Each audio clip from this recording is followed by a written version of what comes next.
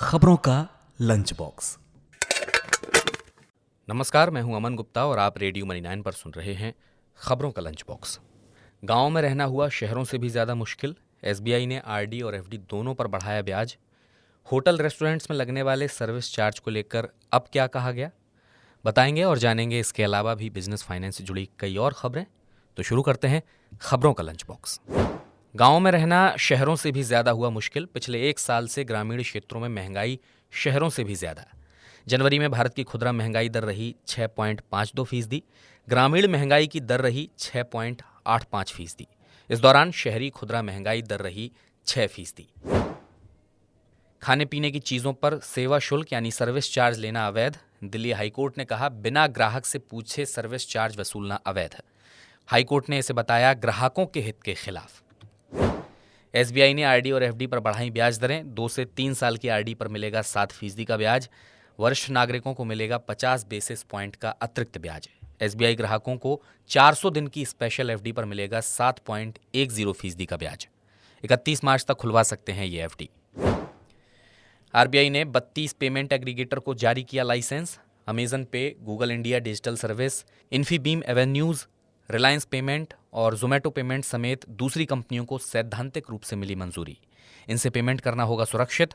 RBI guidelines अब इन कंपनियों पर भी होंगी लागू। डीसीबी बैंक ने सेविंग अकाउंट्स पर ब्याज दरों को बढ़ाया। 5 लाख से 10 लाख तक की रकम पर मिलेगा 6% ब्याज। 10 लाख से 50 लाख तक के जमा पर मिलेगा 7% ब्याज।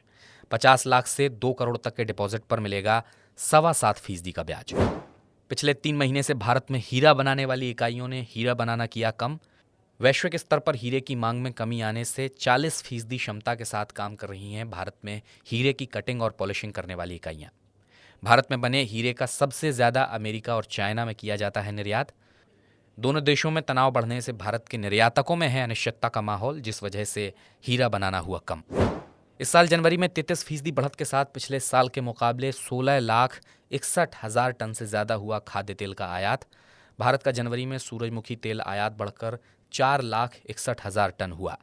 रूस और यूक्रेन से होता है भारत का ज़्यादातर सूरजमुखी तेल का आयात।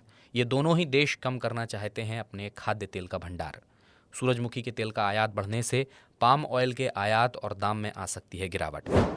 सरकार ने देश में बनने वाले कच्चे तेल पर घटाया विंडफॉल टैक्स। डीजल और विमान ईंधन के निर्यात पर भी लगेगा अब ₹2.5 प्रति लीटर का टैक्स। कच्चे तेल पर टैक्स को 5,050 रुपये प्रति टन से घटाकर 4,350 रुपये प्रति टन किया गया। टैक्स घटने से सस्ता हो जाएगा तेल का निर्यात। ज़्यादा पेंशन क्लेम करने के लिए ज्वाइंट ऑप्शन को पेश करने की सुप्रीम कोर्ट की डेडलाइन आई करीब। श्रम मंत्रालय ने ईपीएफओ को लेटर लिखकर सर्कुलर जारी करने को कहा। 1 सितंबर 2014 के बाद रिटायर होने वाले और मौजूदा कर्मचारी पेंशन योजना के सदस्यों के लिए ज्वाइंट ऑप्शन जमा करने की प्रक्रिया स्पष्ट करने को भी कहा। सरकार के बढ़ावा देने के बाद भी एमएसएमई क्षेत्र में धीमा पड़ा विकास। सर्वे में भाग लेने वाले 72% लोगों ने माना कि पिछले 5 सालों में उनके बिजनेस में नहीं हुआ कोई भी विकास। सिर्फ 28% लोगों को दिखी ग्रोथ। 76% लोगों को नहीं मिला बिजनेस में मुनाफा। सिर्फ 21% लोगों को लगा कि कोविड के दौरान सरकार ने किया एमएसएमई को सहयोग। इस बार नया वित्त वर्ष शुरू होते ही भर सकेंगे इनकम टैक्स रिटर्न। 2022-23 के 1 अप्रैल से भर पाएंगे इनकम टैक्स रिटर्न। अभी तक वित्त वर्ष के अंत में या नए वित्त वर्ष की शुरुआत में ही जारी होते थे आईटीआर। लिस्टेड कंपनियों की तरह ही सेबी ने रियल एस्टेट इन्वेस्टमेंट ट्रस्ट यानी रीट और इंफ्रास्ट्रक्चर इन्वेस्टमेंट ट्रस्ट यानी इन्विट के लिए बनाए नियम। सेबी ने रीट और इन्विट के लिए ऑडिटर नियुक्त करने की अवधि, कर्ज के आकलन और बिना दावों या बिना भुगतान वाली राशि से जुड़े प्रावधानों में भी किया सुधार। रीट और इन्विट किसी व्यक्ति को लगातार 5 साल से ज़्यादा समय के लिए ऑडिटर नहीं कर सकेंगे नियुक्त। रीट और इन्विट की तरफ से 1 दिन के लिए म्यूचुअल फंड में निवेश को कर्ज आकलन के तहत माना जाएगा नकद या नकद समतुल्य। पेटीएम पेमेंट्स बैंक ने की यूपीआई लाइट फीचर की शुरुआत। ऐसा करने वाला पहला पेमेंट्स बैंक बना Paytm. UPI light feature Paytm के जरिए सिंगल क्लिक के साथ तेजी से रियल टाइम ट्रांजैक्शन में करेगा मदद। इस फीचर से छोटे मूल्य के ट्रांजैक्शन अब केवल पेटीएम बैलेंस और हिस्ट्री सेक्शन में देंगे दिखाई। भारतीय विशिष्ट पहचान प्राधिकरण यानी यूआईडीएआई ने नागरिकों के लिए एक नई सेवा की शुरुआत। यूआईडीएआई ने इंटरैक्टिव वॉइस रिस्पॉन्स टेक्नोलॉजी पर आधारित नया टोल फ्री नंबर किया जारी।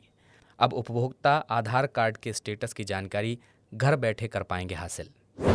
खबरों के लंच बॉक्स में इतना ही। इस बुलेटिन को आपके लिए तैयार किया है आंचल चौधरी ने। मैं हूं अमन गुप्ता। मनी 9 का ऐप आप डाउनलोड कर सकते हैं, वहां पर आपको बहुत सारा एक्सक्लूसिव और स्पेशल कंटेंट देखने को मिलेगा। फिलहाल लेता हूं आपसे इजाज़त, फिर होगी मुलाकात। नमस्कार। खबरों का लंच बॉक्स।